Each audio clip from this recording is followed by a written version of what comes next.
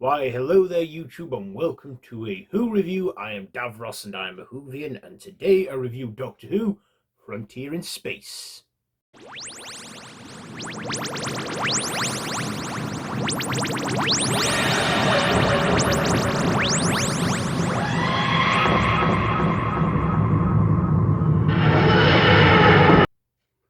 So this is a serial from Jon Pertwee in 1973.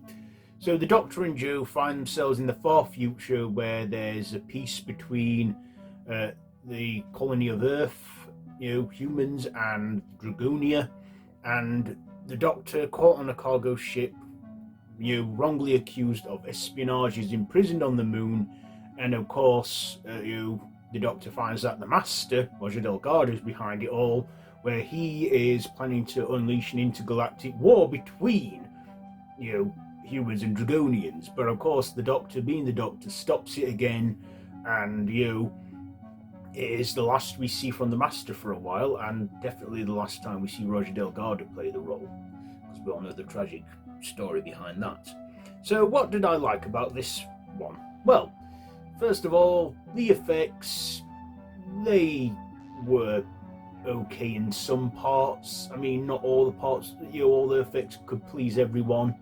I don't know if this has been remastered or updated or anything, but if it has, then I need to look for it. But I've seen this with its original effects. So some of the effects are good, some are a bit poor, but still probably groundbreaking for their time. But it's greatly made up for with storytelling from Malcolm Hulke, and who gave us like the Silurians and the Sea Devils.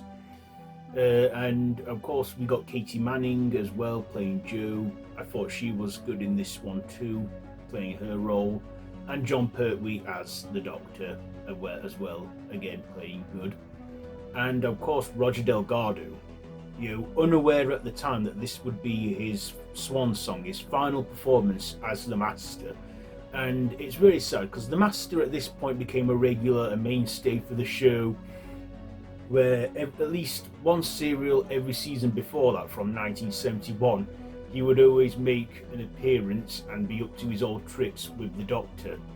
And Roger Delgado and Jon Pertwee were just brilliant on screen together, playing the Doctor and the Master. Although they were hated enemies and rivals, behind the scenes they were great friends. And I feel that his death, Roger Delgado's death, was the beginning of the end for Jon Pertwee's era, because also that later that season Katy Manning as well decided to leave at the end of it.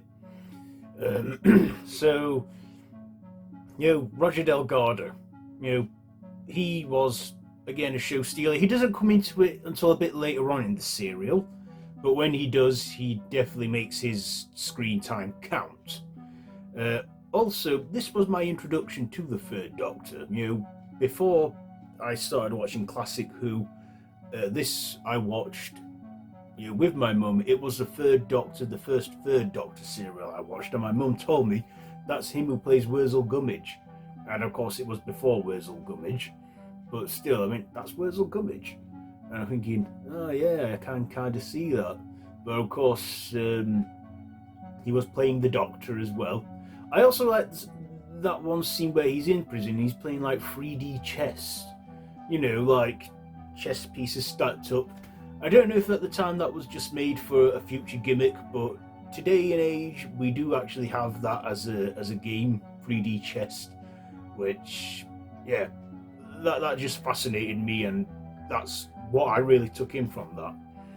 Of course, we also get a surprise end visit from the Daleks, because the Master summons the Daleks, and the Doctor then has to deal with them, and it continues on into the next serial, which I'll probably get to eventually, but I like the makeup effects on the Dragonians. They look reptilian people, and I think this was their early time on the show. They were mentioned once in the revived era in Matt Smith's time among the Alliance, but I don't think we ever saw them. But I thought the Dragonians looked, quite good with the makeup and the practical stuff.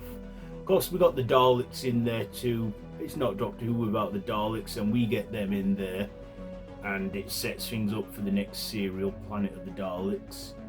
And yeah, the Master and the Daleks, we all know that when they come together, they all like the Master, or they remind one another that they have the common enemy of the Doctor, and you know what they say, the enemy of my enemy is my friend. So yeah, but yeah, I thought this was a decent serial. We also had a president lady in this, who probably at the time, a woman president was not that common in the modern world at that time, but this is in the far future. And of course, politics has come a long way. About another 10 years down the line, Britain had a woman prime minister. I mean, I'll not get into the political stuff with that, but you know. So yeah, I thought this was interesting and entertaining serial, with some good practical effects in there, but some poor ones. Anyway, let's get to my ratings. Writing, I'll give that an 8.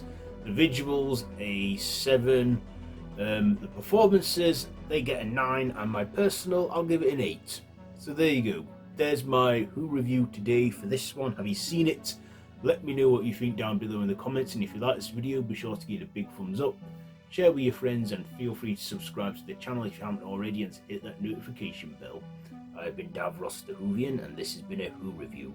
So, until next time, run for your life.